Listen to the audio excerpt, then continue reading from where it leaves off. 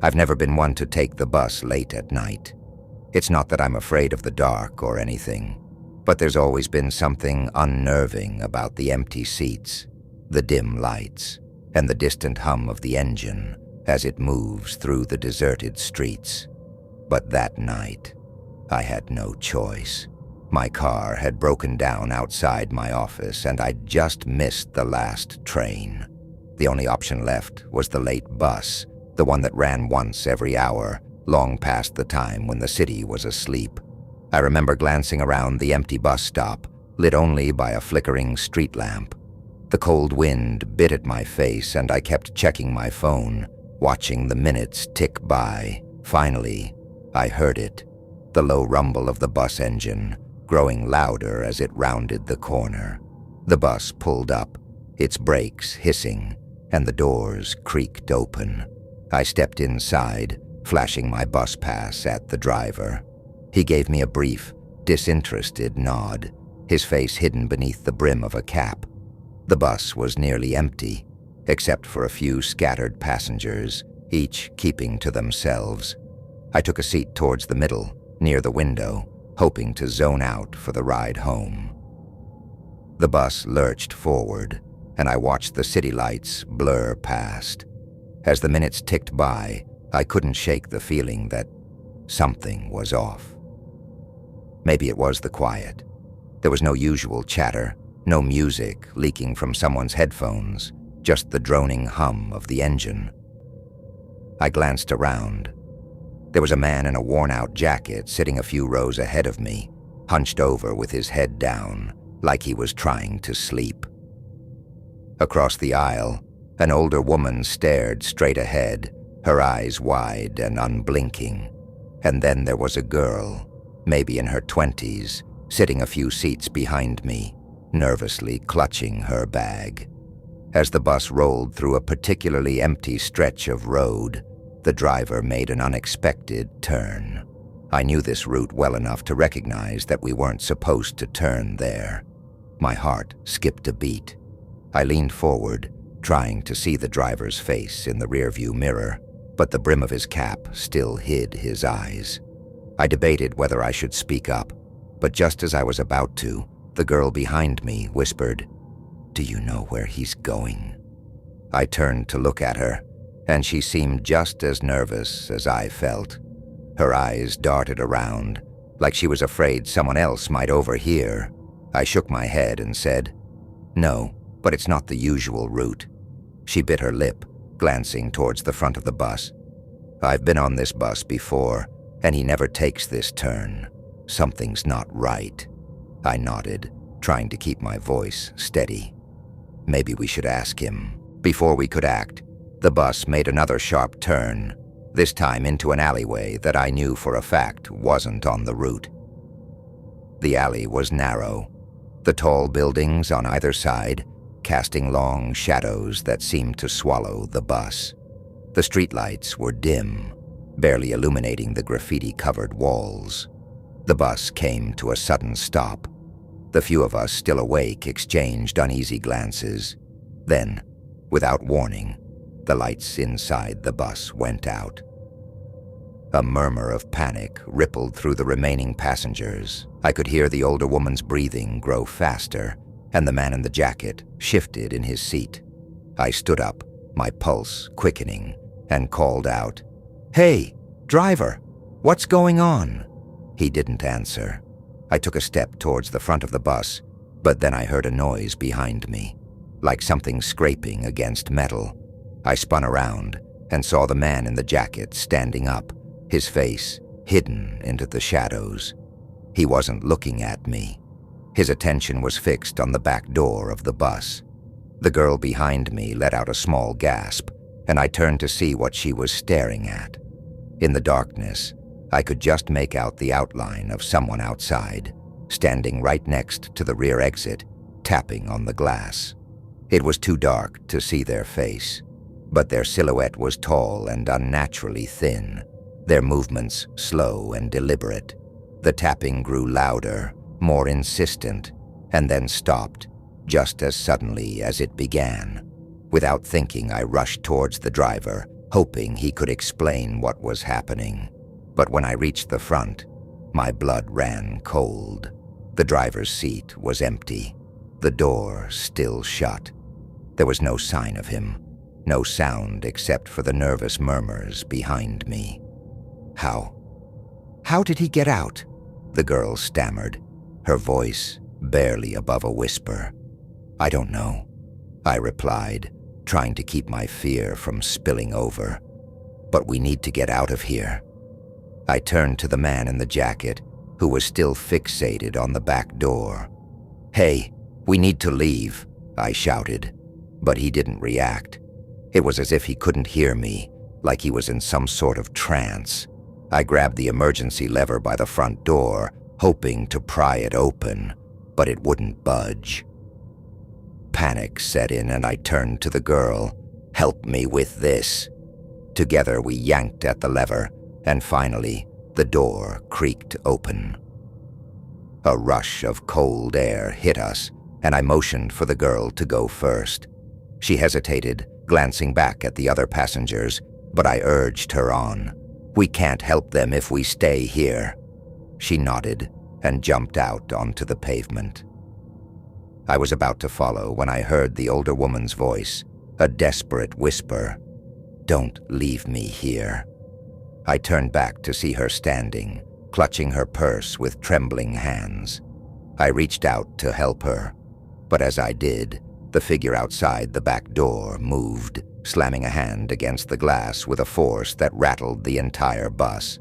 The woman froze, her eyes wide with terror, and before I could react, she stumbled back, falling into one of the seats. I made a split-second decision. I grabbed her arm and dragged her towards the open door. She resisted at first, her legs unsteady, but we managed to get her outside. The man in the jacket still hadn't moved, still staring at the back door as if in a daze. Once we were outside, the bus doors slammed shut behind us, and the lights flickered back on. Through the windows, I saw the man in the jacket finally turn around, his face pale and expressionless. He raised a hand, pressing it against the glass, as if he was trying to reach out to us. And then the bus engine roared to life. The girl, the older woman, and I stumbled back, watching in shock as the bus slowly reversed down the alley. The last thing I saw before it disappeared into the shadows was the driver's silhouette, now back in his seat, his face hidden under the cap. We stood there in the cold for what felt like an eternity, trying to catch our breath, trying to make sense of what had just happened. Eventually, the older woman broke down, sobbing uncontrollably, while the girl clung to her bag like it was a lifeline. I called the police, and when they arrived, they took our statements, but didn't seem to believe us. They said they'd look into it, but I could tell they thought we were just hysterical. A few days later, I tried to track down the bus route online, but it was as if that late bus had never existed. The transit website had no record of a bus running at that time. When I called the company, they claimed there hadn't been a driver on that route for years. To this day, I still don't know what happened that night. Sometimes when I pass that alleyway, I think I hear the distant hum of an engine or the faint tapping of fingers on glass. I don't take the bus anymore, and I make sure I'm never out late enough to need to. But every so often, I wake up in the middle of the night, my heart racing, convinced that I can hear the sound of brakes hissing outside my window, and the low, unhurried whisper of a voice saying, "Next stop."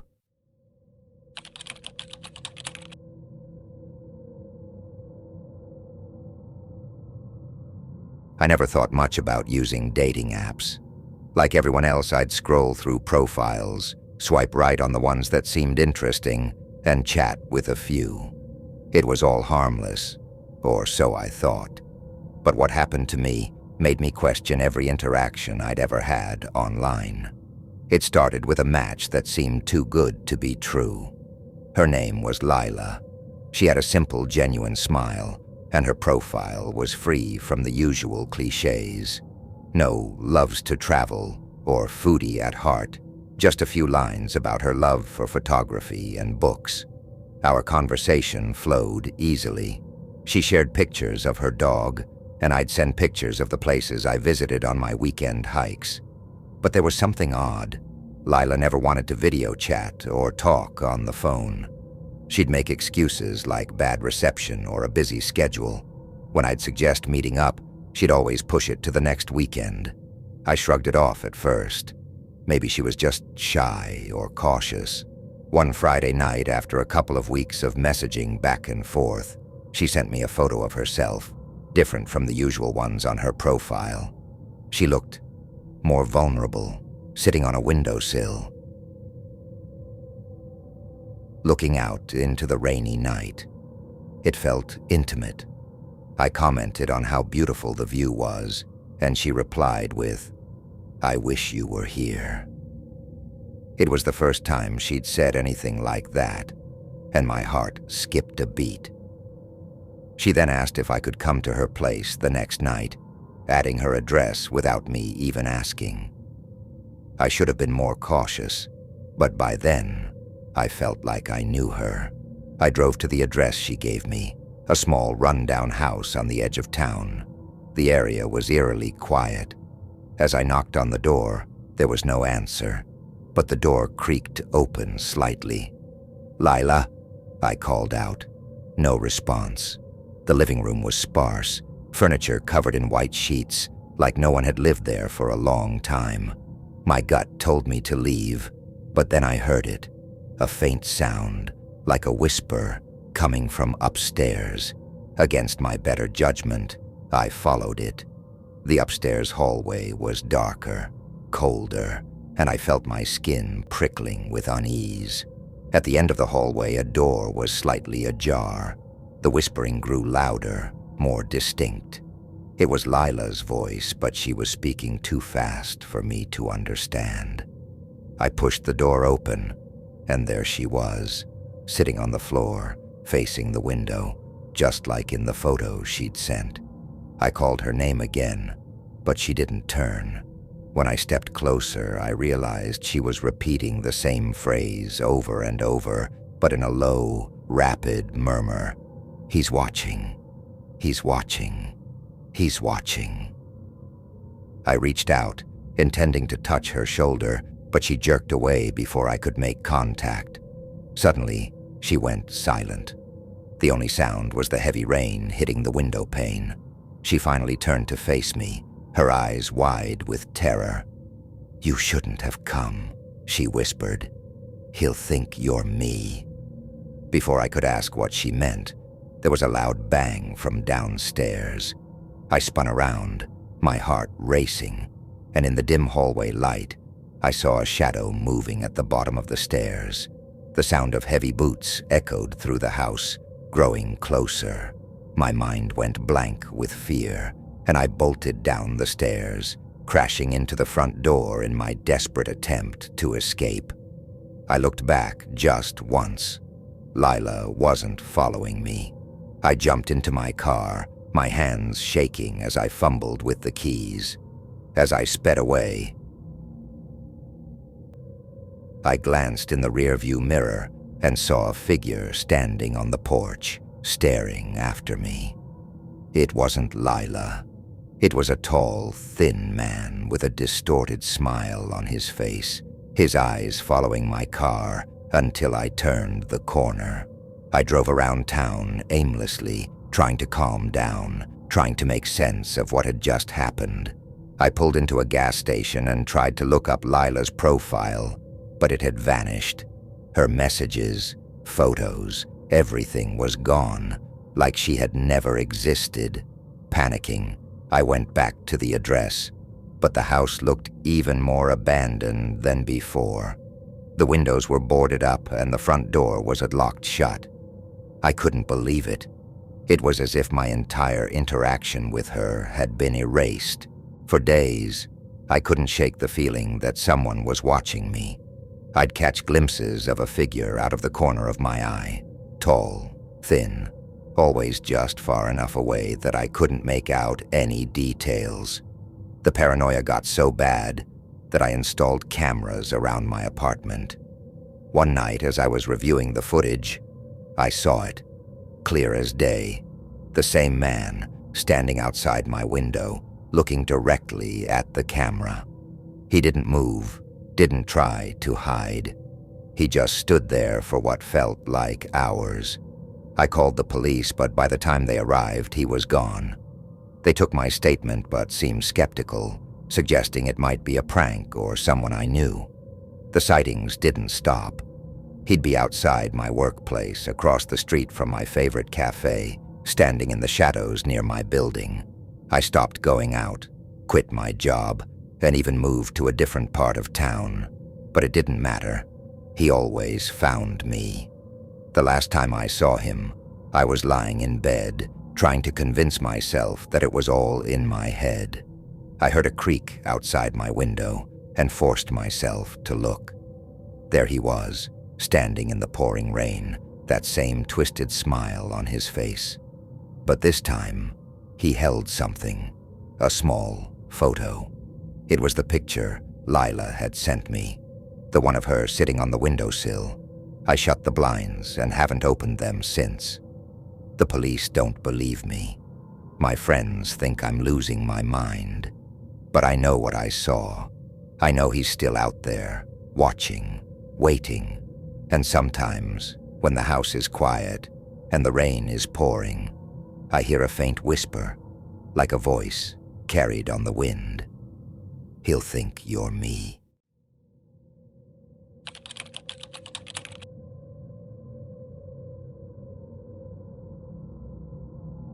When I moved into my new apartment, I thought it would be the start of a peacefulest chapter. It was a modest one-bedroom unit on the edge of town, quiet, with a view of a little wooded area behind the building. After a messy breakup, I needed solitude, and this place seemed perfect. But I quickly learned that the peace I sought was just an illusion. The first time I noticed my neighbors, I had just finished unpacking. I saw them through the window, an older couple, both probably in their late 60s. The man, tall and gaunt, always wore a faded brown coat, even on warm days. The woman, shorter with thinning hair, was almost always seen in a house dress that looked a size too large. They rarely spoke, not even to each other. They just stood on their porch, watching the street like they were waiting for something or someone. At first, I thought they were just eccentric. They didn't bother me directly, so I went about my life. But then the incidents began. It started small.